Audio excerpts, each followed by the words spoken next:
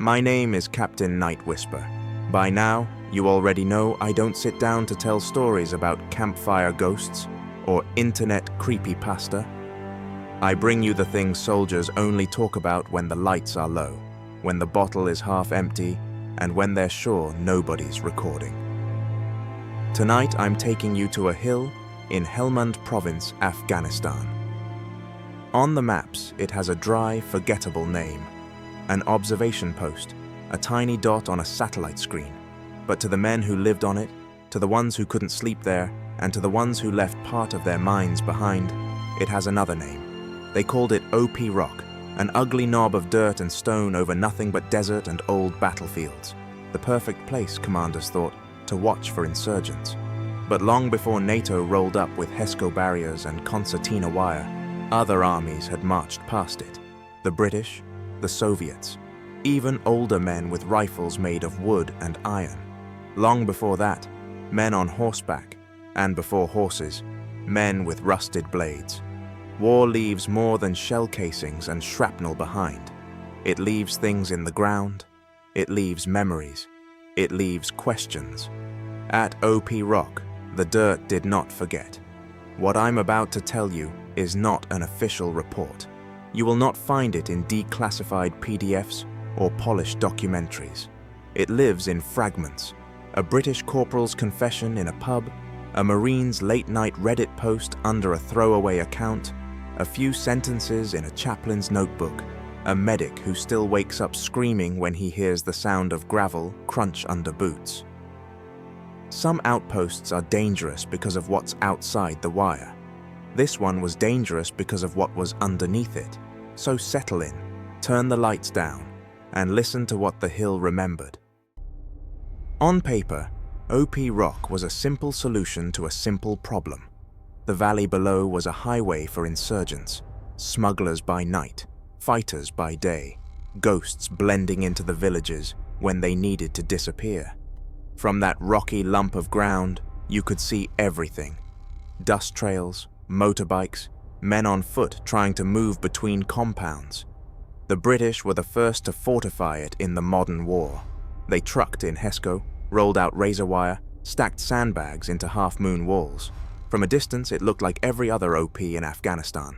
Ugly, exposed, and necessary. But the ground didn't behave like ordinary ground. It started when a section was digging fighting positions. Standard procedure. Deepen the trenches, reinforce the berms, make sure there's something between your organs and incoming rounds. A private's E-tool hit something that didn't sound like rock. Not the dull thunk of packed soil, not the scrape of gravel. A hollow knock. He brushed away the dust and stared into two empty eye sockets. The skull was old, sun-bleached, weathered, but the teeth were still there. Someone called the sergeant, someone called the medic, and for a few minutes, everyone stood around the hole, staring. They all knew this land had seen centuries of war. Still, there's a difference between knowing and touching. They moved a few feet over and dug again. More bone, not just one body, pieces of many. Femurs, ribs, a jaw with a gold tooth. The medic joked weakly that they were building their home on top of a mass grave. Nobody laughed. By sunset, they had stopped counting. The order came down. Bag what you can, rebury the rest with as much respect as a war zone schedule allows. Say a prayer if you believe in that sort of thing. Then keep building. They drove pickets into soil that had held men before them. They laid out sleeping cots above spine fragments and rust-flaked rounds. That night, as the generator hummed and the radios crackled, some of the British guys found it hard to sleep. You could tell yourself it was just history, just bones, just another battlefield in a country made of battlefields. But there was something about OP Rock. When the sun went down and the wind died, it was too quiet. The kind of quiet that doesn't feel empty, but watching. No one said it out loud, but a thought passed through the platoon like an infection. We aren't the first ones to lie awake on this hill, and we might not be the last. The first odd thing they noticed wasn't the bones. It was the way the hill went, off, at night. During the day, OP Rock felt almost normal. The valley below buzzed with activity. Kids herded goats, smoke rose from cook fires, vehicles moved in the distance, figures slipped between mud brick compounds. The radio traffic made sense. Call signs, grid references, logistics, the messy music of a modern army at work.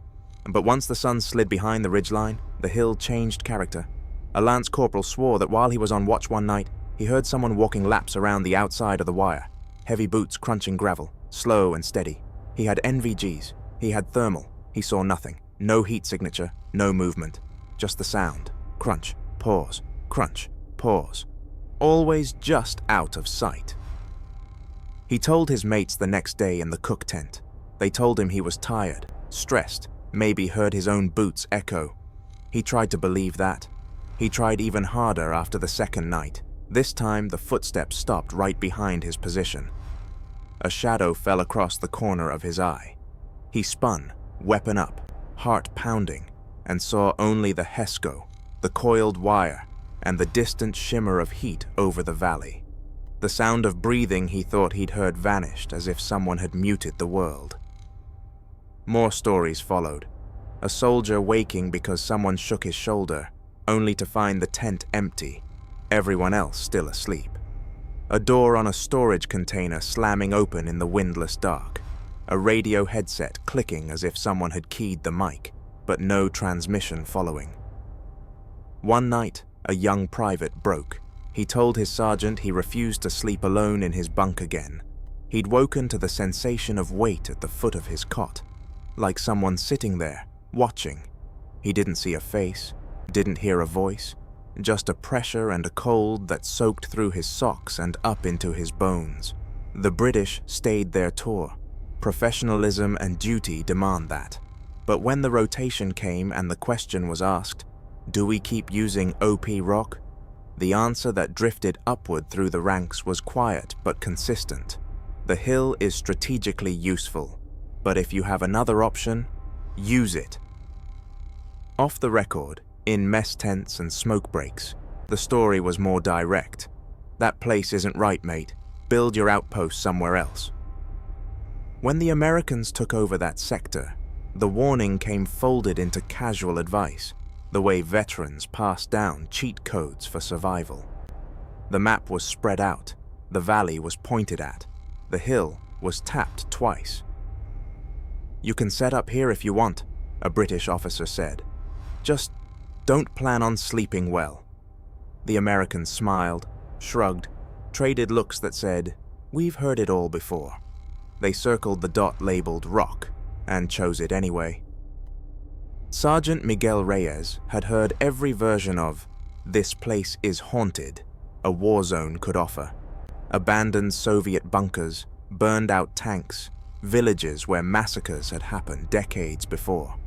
The British warning about the hill went into the same box in his mind. Folklore, stress relief, a way for men to explain an ache that didn't have words.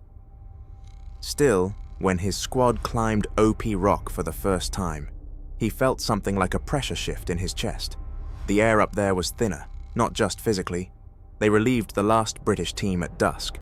There were handshakes, quick jokes, the usual turnover. Coordinates were exchanged, patrol patterns traced in the dust with gloved fingers. And then, as the sky bruised purple, one of the British NCOs leaned close to Reyes.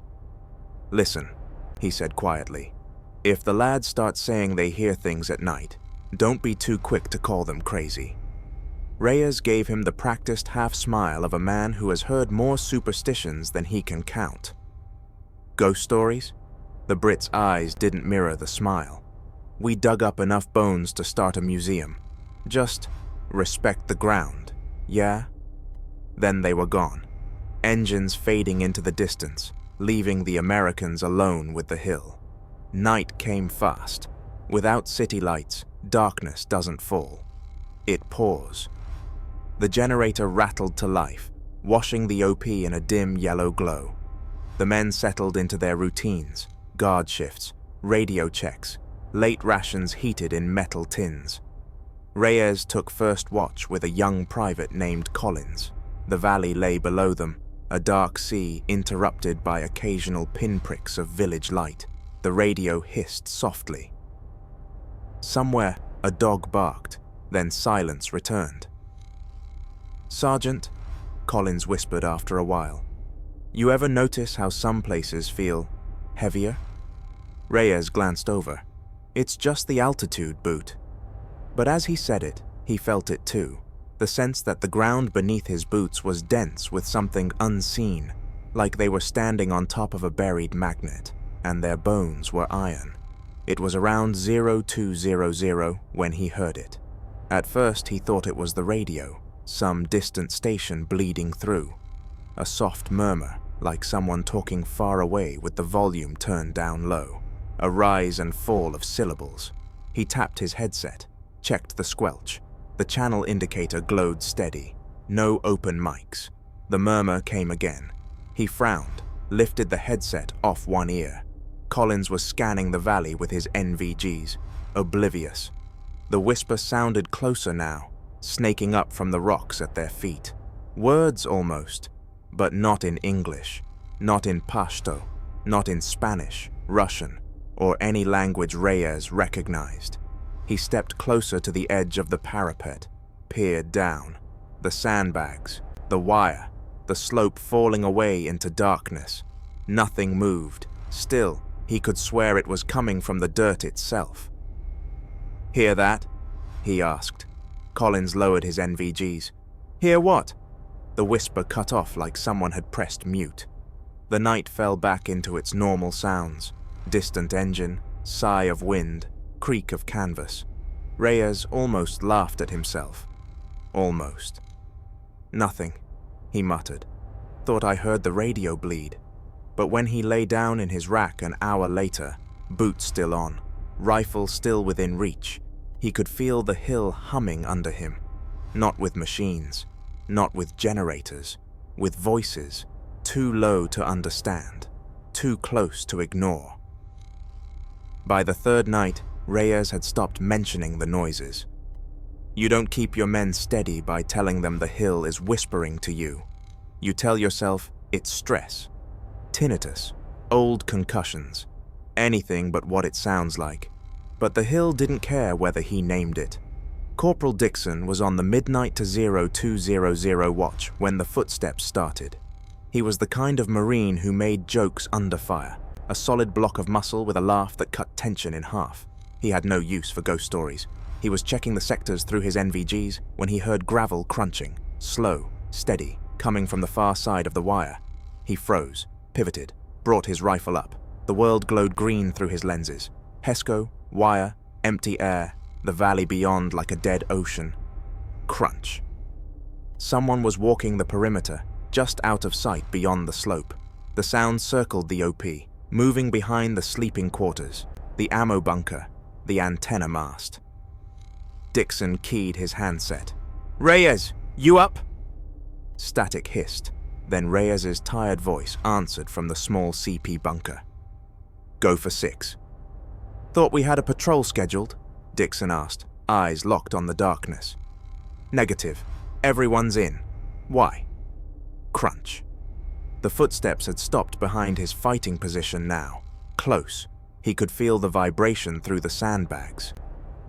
Dixon swallowed. His mouth had gone dry. "I got movement outside the wire. Audible only. Nothing on nods." There was a pause on the net. "You sure it's not wind?" "There is no wind, Sergeant." The footsteps started again. Faster now, like whoever, or whatever, was circling the OP had grown impatient. The sound didn't match bare feet, or sandals on stone. It was boots. Heavy, military boots, compacting gravel, in a rhythm Dixon recognized from 100 patrols. He leaned out just far enough to peer along the slope. Nothing.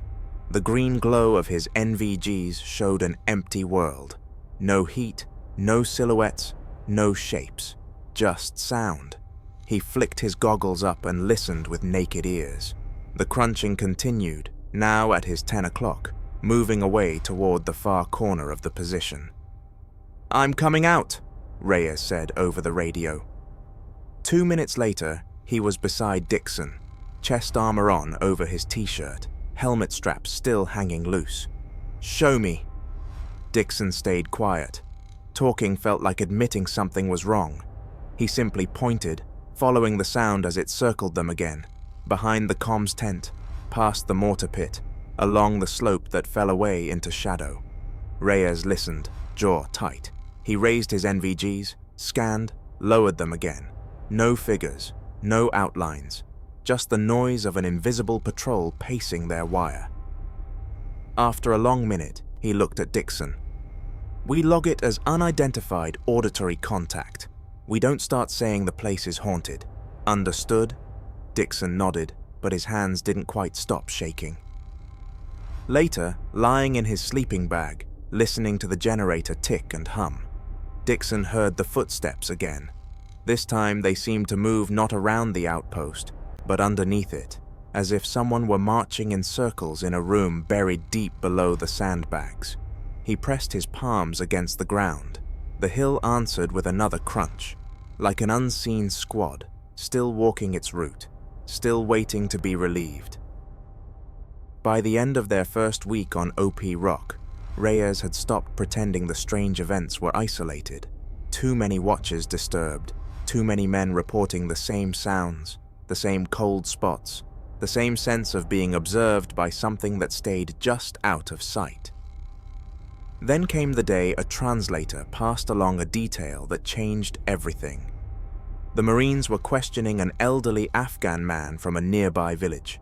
Routine intel gathering, nothing unusual. But when Reyes mentioned their position on the hill, the man's face tightened, and he made the sign old villagers use to ward off bad spirits. "That place," the old man said in Pashto, "was dangerous long before the British came, long before the Americans, long before even the Russians." Reyes raised an eyebrow. "The Soviets had a post up there?" The old man nodded. "Yes, for a short time." "What happened?" He hesitated, choosing his words. "They left quickly. They said the hill had voices." Reyes felt something cold run down the back of his neck. "Voices?" the interpreter added quietly. "He says the Russian soldiers were afraid of the night there, afraid of what walked on the rocks." Reyes pressed. "Afraid of what exactly?" The old man didn't answer right away. His eyes drifted to the desert, to the windswept ridgeline where OP Rock sat, like a tumor on the landscape. "They heard men talking who were not men," he said finally, "and they saw shadows that did not belong to anyone living." Reyes felt the weight of the old man's words settle on his chest like a stone. This wasn't just the British. It wasn't just his Marines. Even the Soviets, infamous for their brutality and stoicism, had whispered the same stories, and they'd abandoned the hill, quickly. That night, Reyes sat outside the CP, staring at the desert. Behind him, Dixon approached, lowering himself onto an ammo crate. "Our Terp says the Russians bailed 'cause of ghosts," he said, half laughing, half trembling. Reyes didn't answer. Dixon continued quietly. "Sarge, if 3 different armies felt something wrong up here, maybe it's not in our heads." Reyes exhaled, long and slow. "It doesn't matter what it is. We're here now." But privately, in the hollow of his ribs, he felt a truth forming. OP Rock wasn't behaving like a normal outpost. It behaved like something that remembered and resented being disturbed. 2 nights after the conversation about the Soviets, the generator lights began acting up. At first it was subtle, a low flicker in the corner of the CP, a brief dimming in the corridor leading to the sleeping quarters. The men blamed the heat, dust, a loose cable. Afghanistan is a graveyard for electronics. Nothing new. But the electrical issues didn't behave like technical problems. They behaved like responses. Corporal Morris was the first to notice. He was writing an email home on a battered laptop when the overhead bulb buzzed, flickered, then steadied. A few seconds later, it dimmed again. Only this time, the air temperature dropped with it. Not the normal desert night cold. A strange, unnatural chill, like the inside of a freezer. He rubbed his arms and looked around. Then the bulb brightened suddenly, casting the room in a sharp white glare, far brighter than its wattage should have allowed. Then, just as quickly, it returned to normal. "Reyes," he called out, stepping toward the CP door. "We got a power issue." But when he touched the metal doorknob, a shock snapped through his fingers. He jerked back, hissing. The knob felt like ice. Inside the CP, Reyes scanned the valley through thermal imaging. "What's wrong?" "The lights," Morris said. "They're weird." Reyes followed him back. As soon as they stepped inside the main tent, the lighting surged again, like the generator was pumping far more current than it could generate. Shadows stretched long across the walls, distorted, trembling, as if something huge were moving behind the canvas. Then the lights went out. Total darkness. A heartbeat later, they snapped back on. Everyone inside the tent jumped. A few cursed. A metal cup clattered to the ground. "What the hell was that?" Dixon shouted, ducking out of his bunk. Before anyone could speculate, the lights flickered once more, and every man in the tent froze as they saw it. For a split second, cast on the far Hesco wall, was the outline of a human figure. But the figure wasn't shaped right. The proportions were wrong.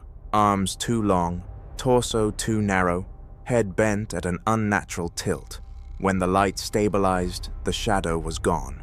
No movement outside, no figure in the doorway, no explanation, just breathing. Dozens of men breathing in silence. Finally, Reyes spoke, voice low but steady. "Check the generator."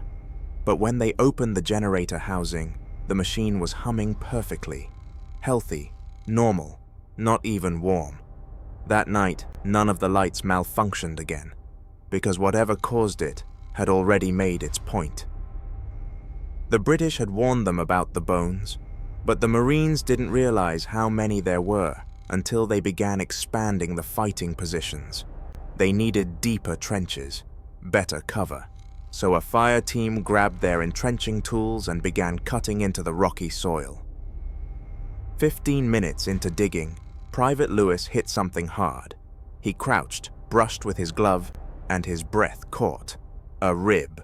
Not fossilized, fresh-looking compared to the others. "Hey, I got another one!" he called. Dixon walked over, already annoyed. "Another what?" Lewis pointed. Within minutes, 3 more Marines found bones. Some long, some broken, some sheared at the ends, as though snapped by force. Many were human. A few, they weren't sure about. The ground looked like a layered grave. Recent at the top. Older the deeper you went. Sergeant Reyes knelt beside the pit, running his hand across a piece of cloth half buried in dust. He tugged gently and unearthed a strip of faded fabric with Cyrillic lettering, a remnant of a Soviet uniform. The Marines exchanged uneasy glances. Reyes forced a steady voice. "Bag the identifiable pieces. Mark the site. We'll report it." But Lewis didn't get up. He was staring at something in his hand. "What is it?" Reyes asked. Lewis didn't answer. He turned the object over and held it toward the light. It was a tooth, human-sized, but wrong, too long, too sharp at the tip, like something meant for tearing. Reyes felt a prickle crawl slowly up his spine. "What animal do you think that's from?" Lewis met his eyes and whispered, "Sarge, that's not an animal tooth." They buried most of the bones again, as instructed. Too many to collect, too old to identify. But that tooth, that strange, pale, razor-edged piece of something. Lewis slipped into his pocket when nobody was looking. 2 nights later, Lewis was gone. Not AWOL, not captured, just gone. Right out of his sleeping bag. No struggle, no tracks, no noise. And the pit where they'd dug, it looked disturbed, as if something had clawed its way up through the soil and into the outpost. The morning after Lewis vanished, the OP was tense. Marines aren't easily rattled, but the combination of vanishing soldiers, footsteps with no source, and the shadow in the flickering light had begun to erode the thick-skin combat builds. Reyes ordered a full search of the immediate area. Nothing. No footprints, no signs of a struggle. The only tracks they found near the wire were odd. A long drag mark in the dust, not like a boot, not like an animal, more like something had slithered slowly, heavily, beneath the bottom rung of the concertina wire. That night, Reyes doubled the watch. Around 0300, Corporal Dixon saw motion near the southeast corner, a faint ripple in the wire. Not wind, too rhythmic. He snapped up his rifle and NVGs, scanning. At first he thought it was a dog, maybe a hyena. A low shape, slipping along the edge of the perimeter. But the more he watched, the more wrong it seemed. The shape didn't move like a four-legged creature. It moved like something hunched, something dragging long limbs. Then it paused and lifted its head. Two pale eyes reflected the faint generator light, round, unblinking, too far apart to be human. Dixon's breath caught. The creature moved quickly then, too quickly, sliding under the lowest line of wire with a smooth, boneless motion. The metal didn't even rattle. It was inside the perimeter. Dixon keyed his radio, whisper harsh and trembling. "I've got movement. Inside the wire. Not human. Repeat, not human." Reyes snapped awake in the CP. "Eyes on. What do you see?" But the shape was gone, vanished behind a stack of sandbags. Dixon sprinted across the OP, weapon tight against his shoulder. He rounded the corner, nothing, except for the drag marks, long, sinuous, as though something pulled itself across the dirt with elongated arms. They found more of those marks near Lewis's empty bunk, leading to the wire, and then disappearing into the rocks. Reyes ordered everyone inside the HESCO walls. No one patrolled alone that night, or the next. From that point on, every Marine knew it. Something was stalking the outpost, and it wasn't afraid of them. Nights at OP Rock were never quiet anymore. Even when the radio slept and the valley winds died, there was always that feeling, like the air itself was listening. But nothing unnerved the Marines more than what happened in the storage container on the 8th night after Lewis vanished. It began with Private Harlow, who was assigned to inventory ammo crates. He'd done it 100 times before. Step inside the metal ISO container, flick the flashlight on, count the boxes, scribble numbers, get out. Routine, safe. At least it was supposed to be. That night he walked in, set his notebook on a crate, and reached for the overhead light switch. The switch flipped itself, not just flicked, snapped down with force, as if someone had slapped it. The light blinked on. Harlow froze. His throat tightened. "Hello?" The container was empty. Silent, metallic. Just stacked crates and the smell of motor oil. He tried to calm himself. "Loose wiring," he muttered. "This whole hill's a damn battery." He went back to counting. 25 crates. 26. 20. The door slammed shut behind him. Hard, the entire container shook. Harlow spun, flashlight up, heart hammering.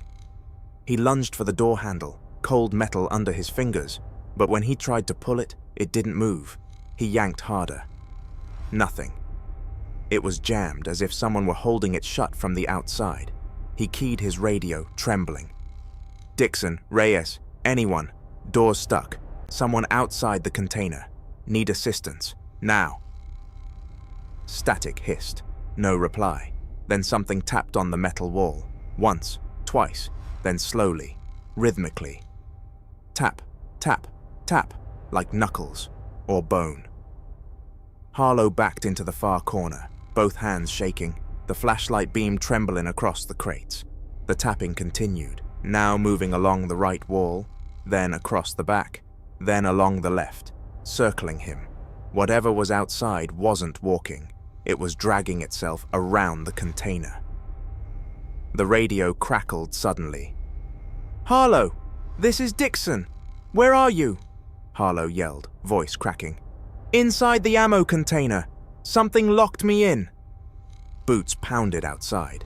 Dixon and 2 others grabbed the handle, and it swung open effortlessly. Harlow stumbled out, pale, sweating, eyes wild.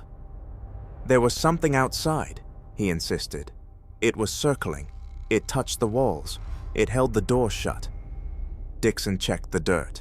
No prints, no trails, nothing. Then he looked up. The top edge of the container, 12 feet high, had long scratch marks across the dust. Wide marks, parallel, like fingers.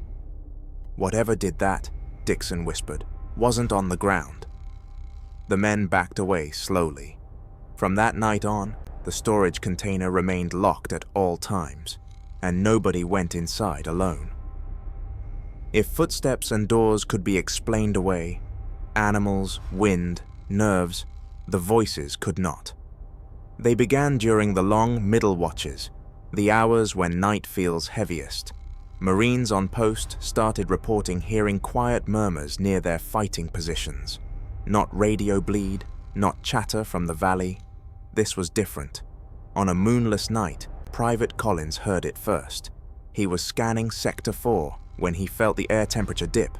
Not a breeze, just a sudden cold. His breath fogged. Afghanistan nights could get cold, yes, but this was instant, abrupt. Then came the whispering, not from his headset, not from his partner, but directly beside him.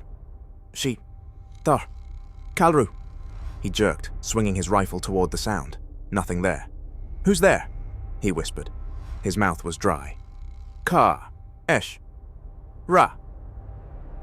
The voice sounded like it was speaking through gravel, like a throat filled with sand. He keyed his radio. Reyes, I've got audio contact. Something close. Reyes answered immediately. Human? Local? Language? No, Collins whispered. Not any language I know. Static. Then, hold position. Eyes open. But Collins had already raised his NVGs, scanning, searching. The whispering stopped. And then a low hum began under his boots, like something was vibrating inside the stone. Collins backed up. Sarge, it's underground. I think it's under the OP. Reyes cursed softly. Fall back from the edge, now. But the moment Collins stepped away, the voice rose, angry now, distorted, layered, as if more than one throat was speaking at once. Kalru, Eshta, Samor. Collins' pulse hammered. He pressed himself against the Hesco wall, eyes wide, breathing ragged. Then he heard another sound. Not a whisper, a growl, low, deep, resonating through the ground, the air, his ribs. It spoke one last time, loud enough that Collins felt it inside his skull. Leave! And then everything went silent, dead silent. Reyes and Dixon sprinted up seconds later, guns raised, scanning every angle. But Collins didn't speak, couldn't speak. He just stared at the ground below his boots. The hill talked to me, he whispered. It didn't want us here. Reyes swallowed hard. Did you record any of it? Collins shook his head. It wasn't on the radio. It was in the dirt. And that night, for the first time, Reyes realized something terrifying. Whatever haunted OP Rock wasn't around them. It was inside the ground, alive, aware, listening. The phenomenon the Marines would later call the Lost Hour happened at 0417. It began with Corporal Dixon and Private Alvarez on watch. It ended with both men kneeling in the dirt, shaking, swearing they had lost time. The 2 Marines were posted on opposite sides of the OP. Between them was the whole fortified perimeter. Sandbags, wire, towers, tents, everything. At 0417, Dixon checked his watch, yawned, and scanned the valley. At the same moment, Alvarez lit a cigarette and checked the generator. Then both men blinked, just blinked, and suddenly it was 0519. An hour had passed, instantly. Dixon stared at his watch, tapping it. What the? My battery's shot? But Alvarez was already walking toward him, face pale. That didn't feel like an hour, he said. I looked at my cigarette, just lit it, and then... He held up the butt. completely burned. Dixon nodded slowly. Same thing. I checked my watch at 0417. Next thing I know, the sun's coming up. They ran to Reyes, who checked the CP clock. Also 0519. The radio logs? A 1-hour gap, no transmissions, no automated satellite pings, just empty. The world had skipped forward. When the Marine Battalion psychologist visited a month later, he suggested micro-sleep, exhaustion, hallucinations, anything to keep things rational. But there were problems. Dixon had been standing up when it happened. Alvarez had been walking. Their positions were 100 meters apart, but both experienced the gap at the same instant. The generator's internal clock also jumped for but a video feed on a motion sensor camera glitched for exactly 59 minutes. And worst of all, when they reviewed the infrared perimeter footage, something was visible. A shape. A long, tall, distorted silhouette standing at the center of the outpost for an entire hour, unmoving, as if watching the Marines, frozen in time. Reyes ordered the file deleted, then he ordered the camera unplugged. They never filmed the hill again. The next week, OP Rock received a resupply convoy. Fresh water, fuel, batteries, mail, the usual momentary reprieve from isolation. 3 Marines, Reyes, Collins, and Dixon, walked out to meet the vehicles as they approached the base of the hill. That's when Collins suddenly stopped walking and whispered, "Do you see that?" Reyes followed his gaze up to the ridgeline above the OP. There, standing alone against the dawnlight, was a silhouette. Tall, thin, impossible. It stood perfectly still, arms at its sides, head tilted forward, watching them. Reyes felt his throat tighten. "Is that a person?" Dixon shook his head. "No human stands that tall, Sarge." And he was right. The figure was nearly 8 feet, if not more. But there was something worse. The sunlight passed through it slightly, like it wasn't entirely solid. Reyes whispered, "Collins, get your thermal up." Collins lifted his scope, then he froze. "Sarge, there's no heat signature. None. No heat at dawn. Nothing. It's like it's not there." But it was there. They could all see it, standing, watching, unmoving. Then the figure took a single step forward. Its movement was wrong, not fluid, not natural, more like a long shadow sliding across a wall. The Marines raised their rifles instinctively. The resupply convoy stopped at the road below, the drivers staring up at the same impossible shape. Suddenly, the figure bent, as if crouching, then burst into motion, streaking across the ridgeline faster than any human could sprint. It didn't run, it glided, like gravity didn't apply. It disappeared behind a boulder at the far edge of the ridge. Dixon whispered, "What the hell moves like that?" Collins didn't answer.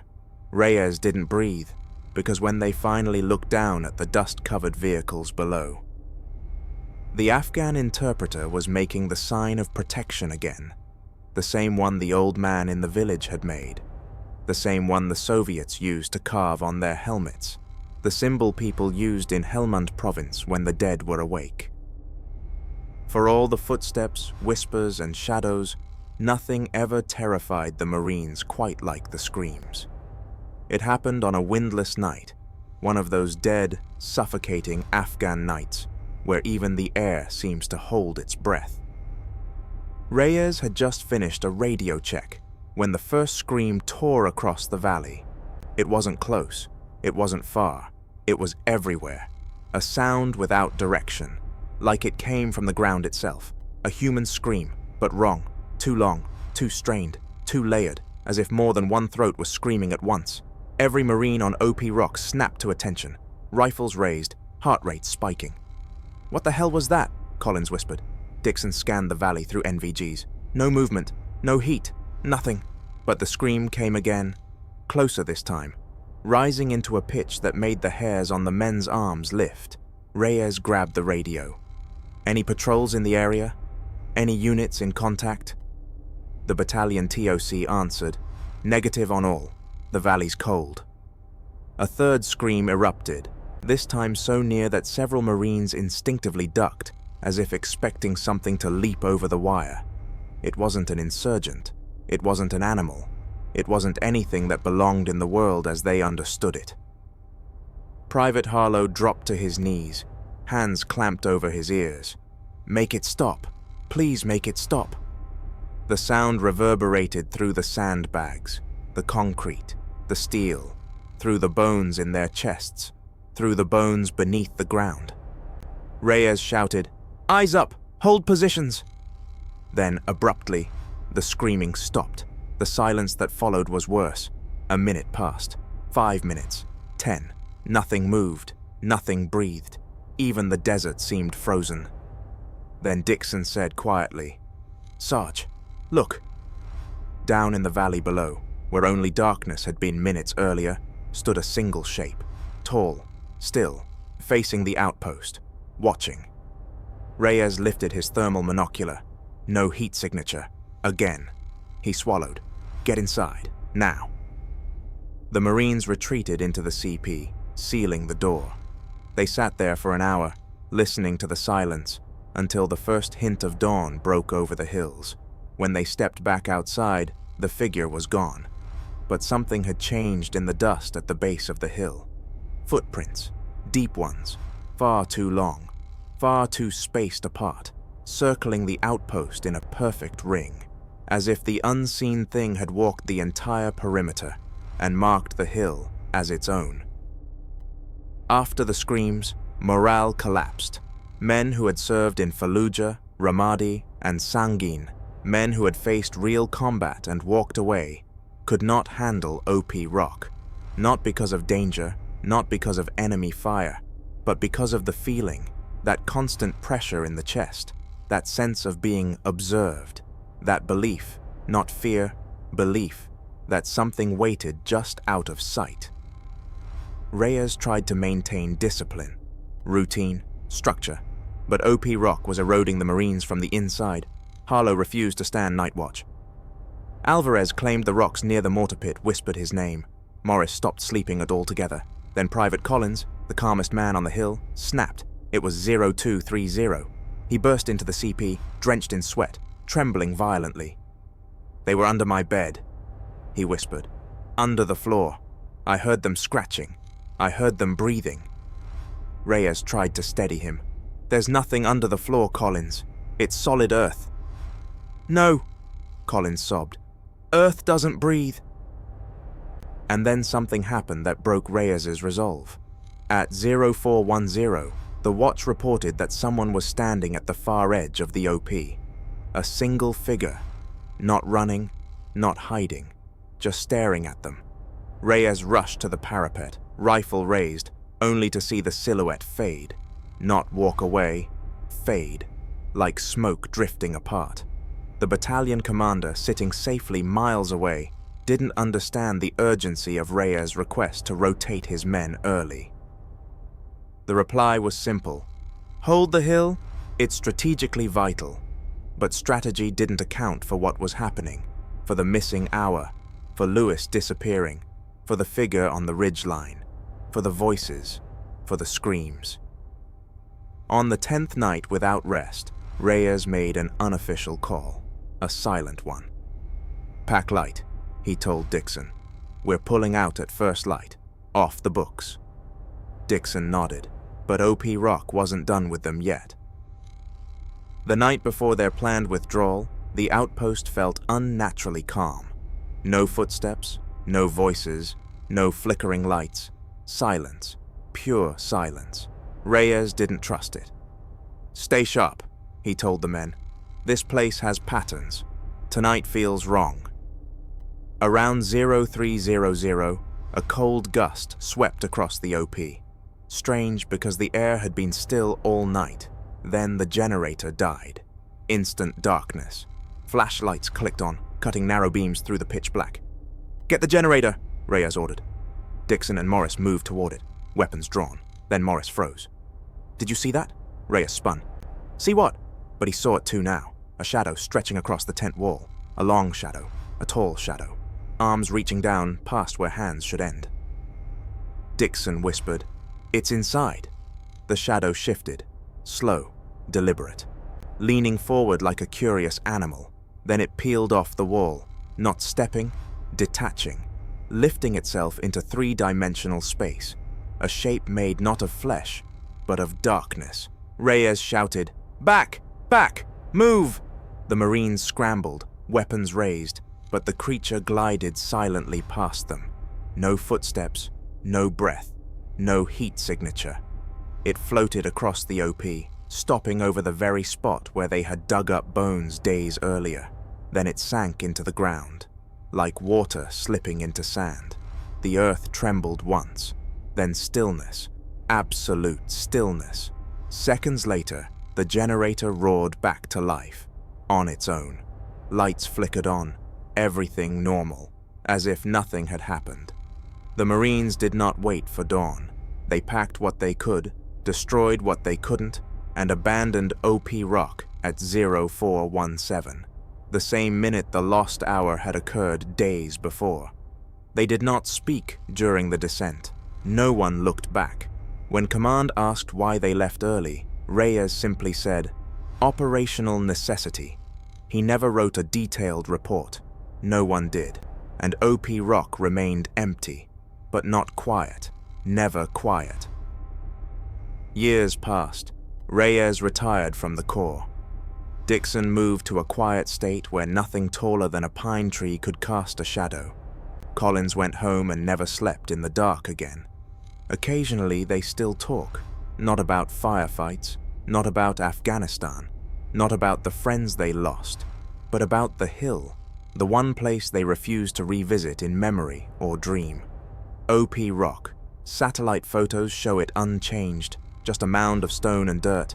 Yet sometimes, when analysts review thermal imaging of the Helmand Valleys, they notice something odd, a cold spot, perfectly circular, exactly the size and shape of an old outpost. And sometimes, just sometimes, a figure appears on the ridgeline above it, tall, thin, motionless, watching, as if waiting for the next soldiers foolish enough to build on bones. If you've listened this far, you've walked that cursed hill with me. You've heard the whispers beneath the dirt, the footsteps that never matched a body, and the silence that fell like a warning. Some outposts die when the war ends. OP Rock never did. And if a place like that still watches, still waits, then somewhere out there, another story is already forming in the dark. Keep your lights on tonight. Don't trust the quiet. And if you ever feel the ground shift beneath you, step carefully. You may not be alone. I'm Captain Nightwhisper, and until the next tale, stay sharp out there.